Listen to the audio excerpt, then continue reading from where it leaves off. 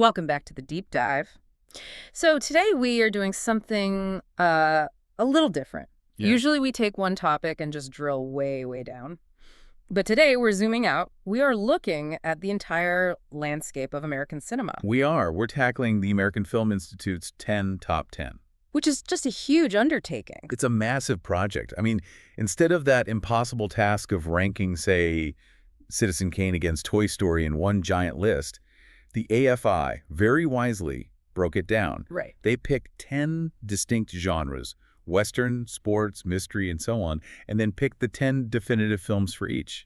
It's essentially a map of our cultural DNA. Exactly. It's the ultimate bucket list, but it's also a massive argument starter, which, I love. Oh, absolutely. For this deep dive, we've pulled the source materials for 5 of these genres: animation, romantic comedy, Western, sports, and mystery. And we're not just going to read you the list. No. We want to unpack why these movies are the ones that define the genre. What is the AFI actually saying about America through these choices? That's the real question, isn't it? Because when you look at these lists side by side, you see a progression. You see how our values shifted, how our fears changed, and, how the technology of storytelling itself evolved. Well, speaking of technology, let's start with animation. The AFI defines this as films where the images are primarily created by computer or hand. And looking at this top 10 list, it's impossible to ignore the elephant in the room. Or rather, the mouse. Exactly. Disney absolutely dominates this list. But for good reason, right? I mean, you have to start with the number 1 pick, Snow White and the Seven Dwarfs. You do.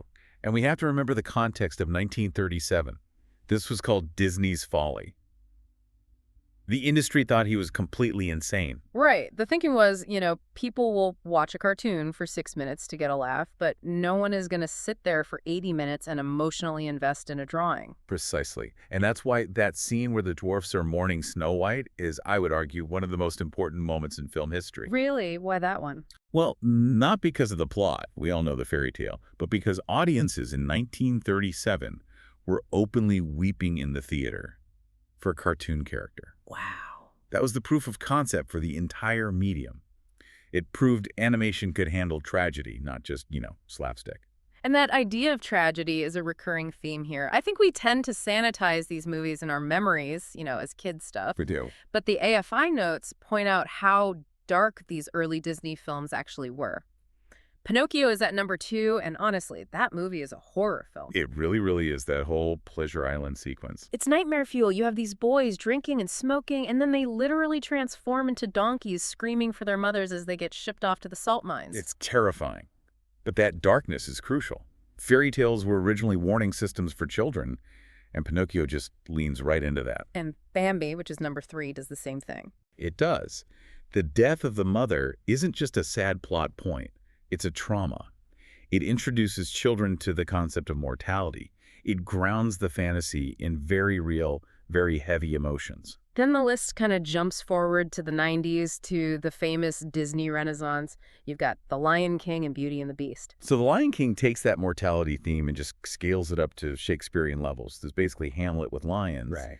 But Beauty and the Beast is interesting structurally because it introduced a ticking clock to the romance. The Beast has until his 21st birthday. Before that, rose buds. It added this narrative urgency that animation didn't really have before. Exact. But for me, the most significant film on this list has to be Toy Story. Oh, yeah. Not just because it's a great movie, but because it represents the moment the baton was passed. We moved from pencil and paper to pixels. It was a technological revolution, no doubt. Mm-hmm. But if you look at the script analysis in our notes, Toy Story didn't succeed just because of the CGI. Yeah. It succeeded because Pixar essentially took a classic buddy cop dynamic, think Lethal Weapon or 48 Acres, and just applied it to toys.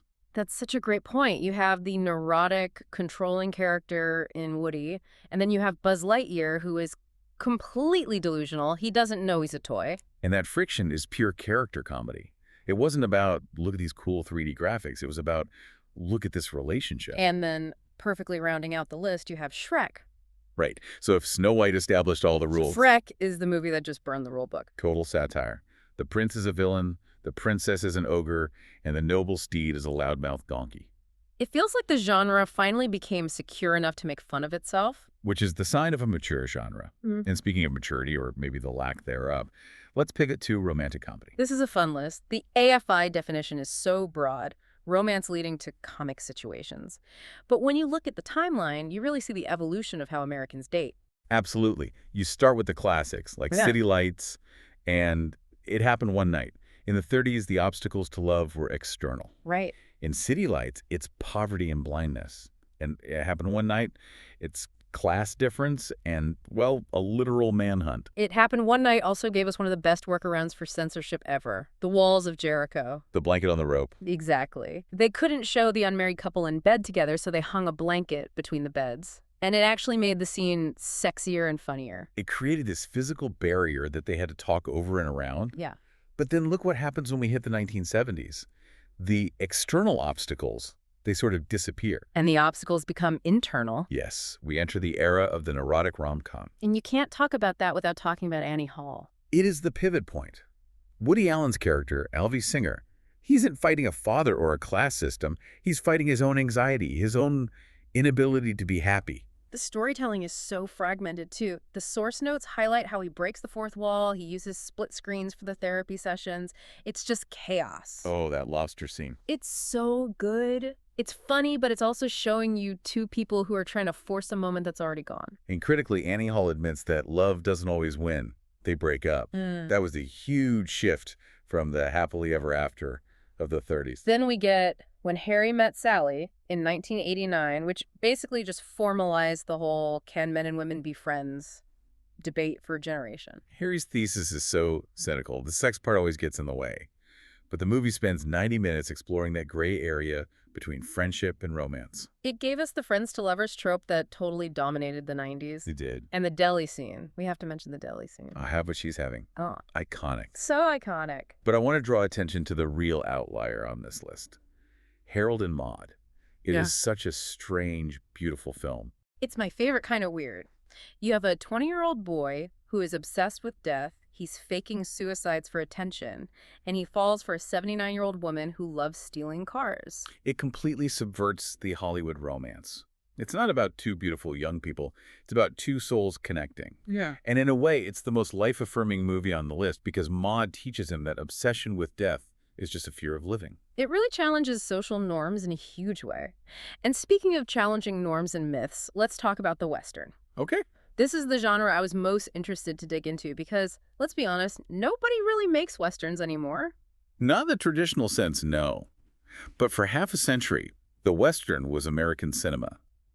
The AFI describes it as embodying the spirit and struggle of the new frontier.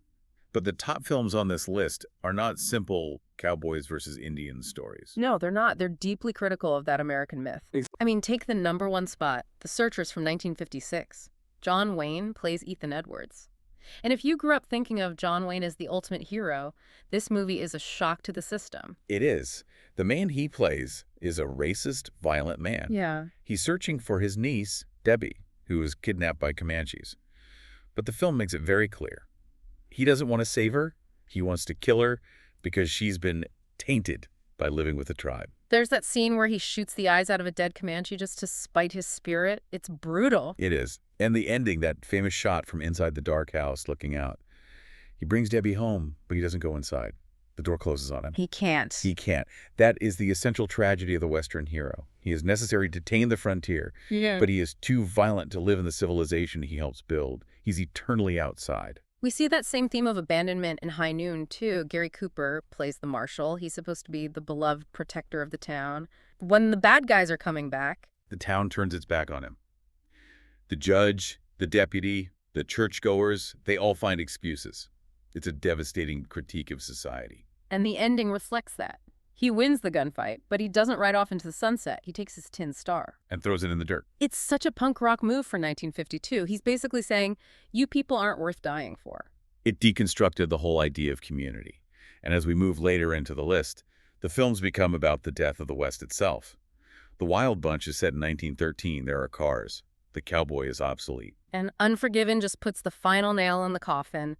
Clint Eastwood plays William Money, a former killer who's now just a failing pig farmer. He can't even get on his horse without struggling. And it deglamorizes the violence completely. When they kill someone, it's messy, it's slow, it's horrifying. Money delivers that line. It's a hell of a thing, killing a man. You take away all he's got and all he's ever going to have. That line basically dismantled 50 years of movie gunfights. Wow. It's just so interesting how the Western went from building the myth to completely tearing it down. Okay, let's shift to a genre that is usually all about building myths. Sports. The sports genre is deceptive. I mean, on the surface, it's about competition. But if you look at the AFI's top picks, the sport is almost always a metaphor for an internal battle. Raging Bull is the perfect example. It's a boxing movie, technically, but it really plays like a tragedy. Jake LaMotta isn't fighting opponents. He's fighting his own insecurity and his rage, and he loses. That's the key. The violence he uses in the ring just bleeds into his home life. He beats his brother. He abuses his wife. The film doesn't celebrate his victories at all. It just documents his self-destruction. The final scene isn't a championship bout. It's him, loaded and washed up, practicing a comedy routine in a mirror. It's tragic. Contrast that with Rocky, which everyone remembers as the ultimate underdog movie, but I feel like people forget the actual ending of that first film. Rocky loses the fight. He does. And that is why it is a masterpiece. In a modern blockbuster, he would have knocked Apollo Creed out in the final round. But the point of Rocky wasn't to be the champion. It was to prove he wasn't a bum. He went the distance. He stayed standing. That was a personal victory, not a professional one. He wins his self-respect, and he wins Adrian's love. It redefined what winning even looks like in a sports movie. And we see that same redemption arc in Hoosiers. It's about high school basketball, sure, but the emotional core is the assistant coach, Shooter, trying to get sober. And even in something more modern like Jerry Maguire, it's about a sports agent, but the conflict is moral. Show me the money is the catchphrase everyone yells. But the movie is actually about the desperate need for connection in a really cynical industry. You complete me isn't just a romantic line. It applies to the bromance, too. It suggests that success is totally meaningless without someone to share it with. Okay, we've done love, we've done fights, we've done toys. Let's end with the dark stuff. Mystery. The AFI defines mystery as a genre revolving around the solution of a crime.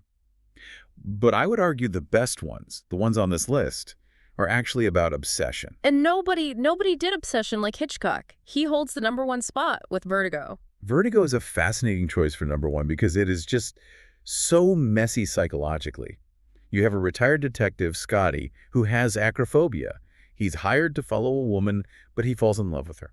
And when she dies, or when he thinks she dies, he finds another woman who looks just like her and tries to remake her into the dead woman's image. It's incredibly creepy when you break it down. He's dyeing her hair, he's choosing her clothes. It's all about the male gaze and the desire to control. The mystery of the murder is almost secondary to the mystery of Scotty's deteriorating mind. It's a tragedy disguised as a detective story. It is. Then you have Rear Window, which I honestly think is the tighter film. A photographer with a broken leg spying on his neighbors. It just taps into that voyeuristic urge we all have. It's pure cinema. The protagonist is physically unable to interact with the world. He can only watch. The tension comes from his helplessness. He sees something that looks like a murder, but he can't do anything about it. Moving into the noir era, we have Chinatown. This is the movie that taught me that mysteries don't always have happy endings. Oh, Chinatown is devastating. It starts as a simple case about water rights in Los Angeles, which is based on real history, by the way, but it just spirals into this horrific family secret. That reveal scene where Evelyn Mulray screams, "She's my sister and my daughter." The gut punch. It is. You realize the corruption isn't just political, it's moral. It's rotting the soul of these characters. And the villain wins. That's the thing that sets Chinatown apart. Noah Cross gets the girl. The hero, Jake Keats, is powerless.